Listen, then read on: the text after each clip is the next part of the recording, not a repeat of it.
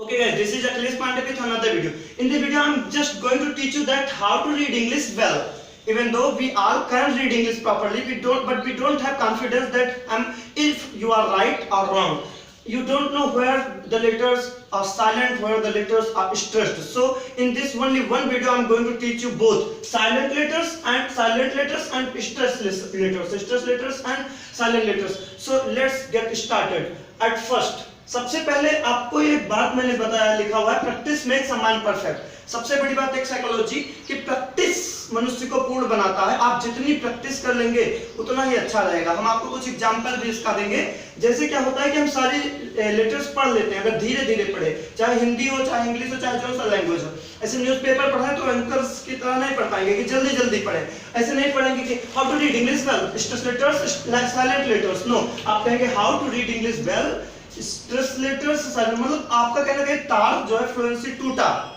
तो वही आज मैं आपको दिखाता हूं कैसे फ्लुएंसी टूटता है, कैसे आप उस पर ओवरकम, इस प्रॉब्लम से आप छुटकारा पा सकते हैं। जैसे लिखा है practice makes a man perfect.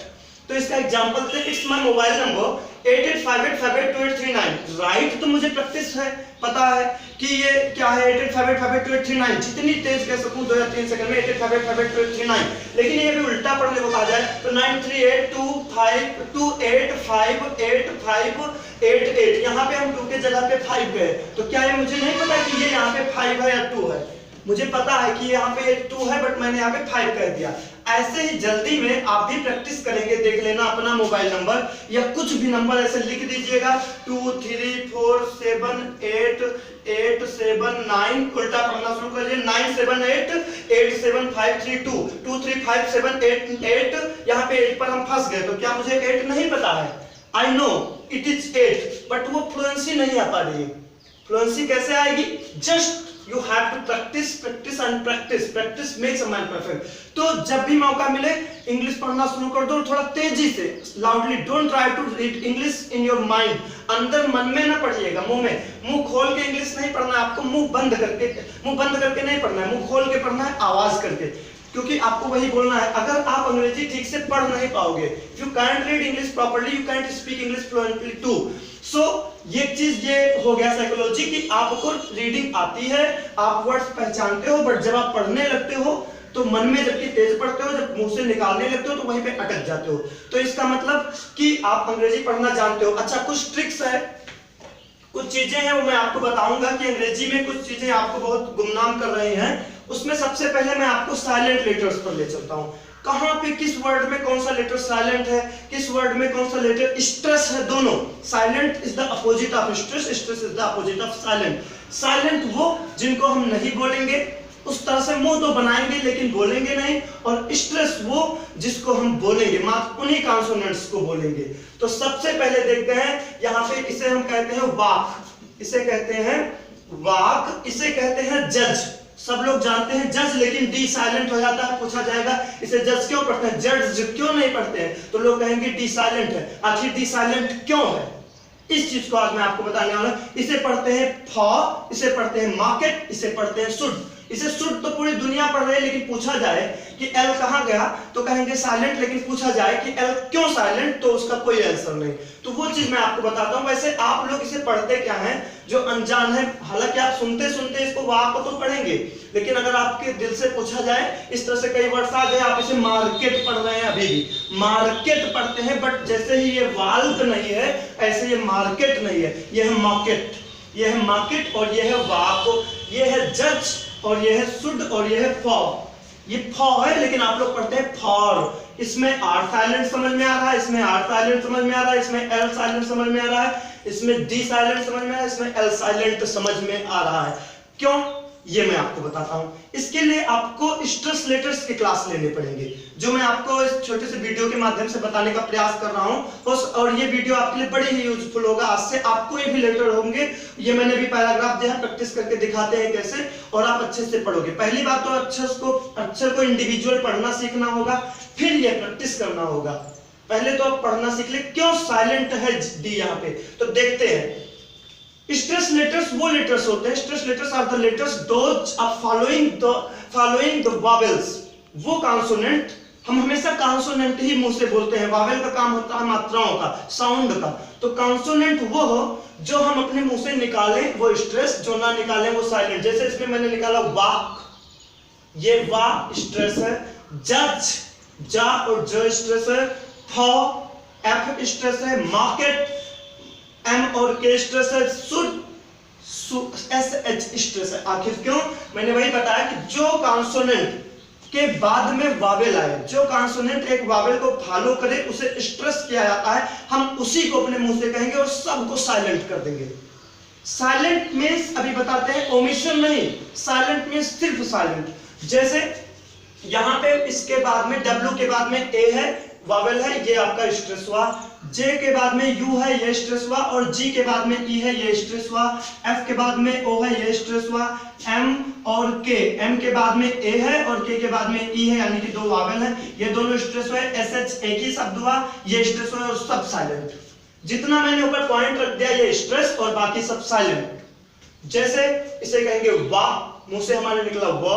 इसे कहेंगे जज, मुंह से निकला जा और जो। फिर हम कहेंगे फॉ, मुंह से निकला एफ। कहेंगे मार्केट, मार्केट।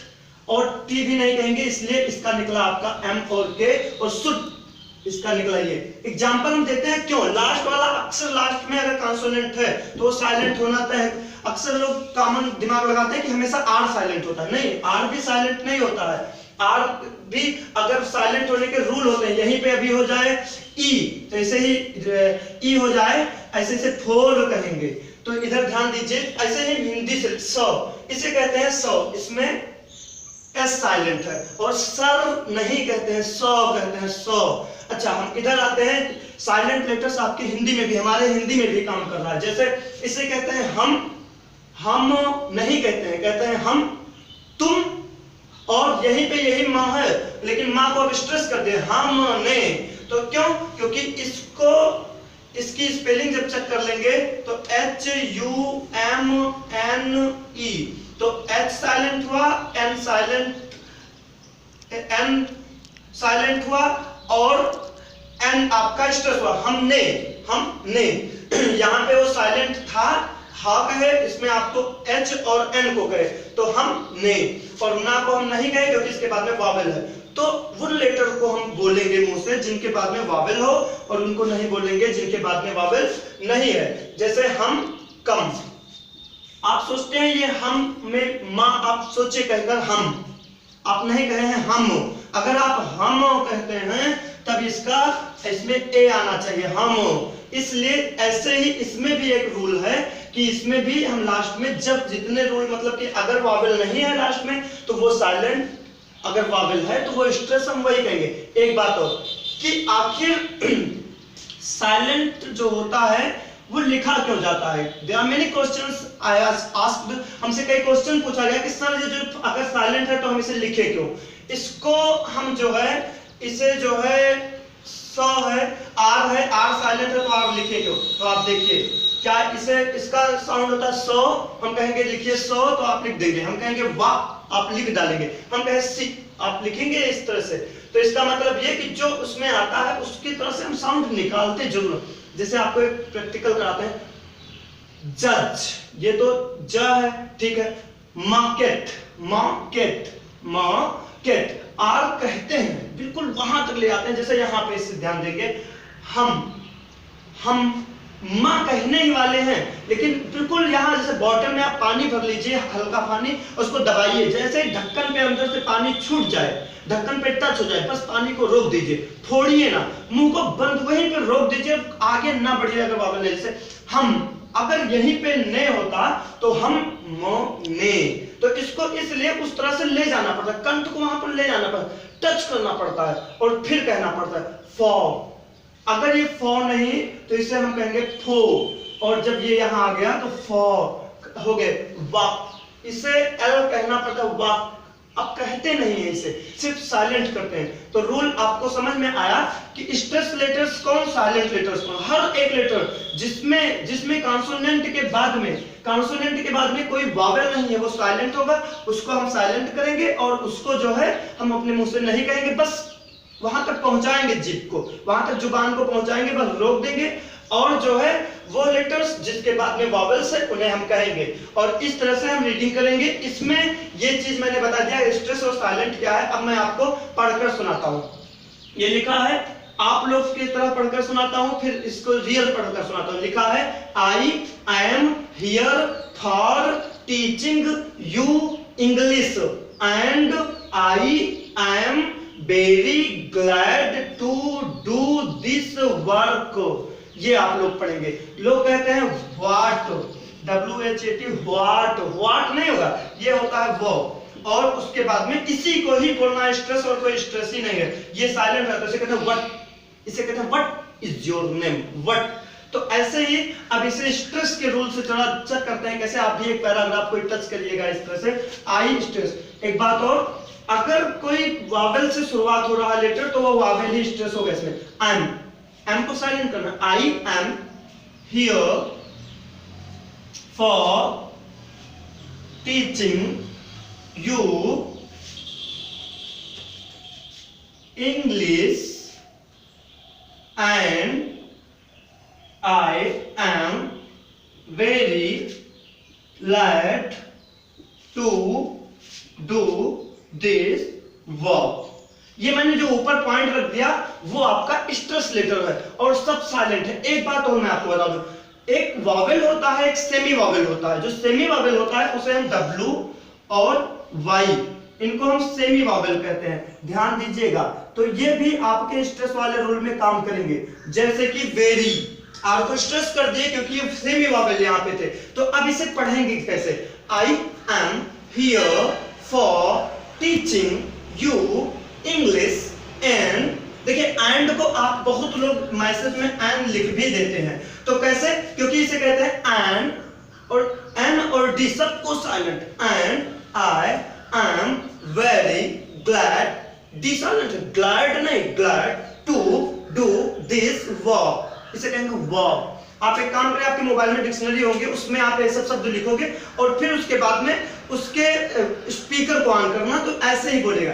अच्छा, फ्लुएंसी कैसे है इंग्लिश की, आपकी जुबान को काटा कैसे जाए हिंदी वाला लर्ज से, तो इसको कभी भी आप इसमें लसेटी जिसे कहते हैं, अंदर से इसको टच ना करें, अलग अलग रख दीजिए। I am here for teaching you English and I am very glad to do this work. इसे तेजी से आप पढ़ें, I am here for teaching you English and I am very glad to do this work. I am here for teaching you English and I am very glad to do this work. इस तरह से कुछ करेंगे तब आपका fluency भी सही होगा, रीडिंग भी सही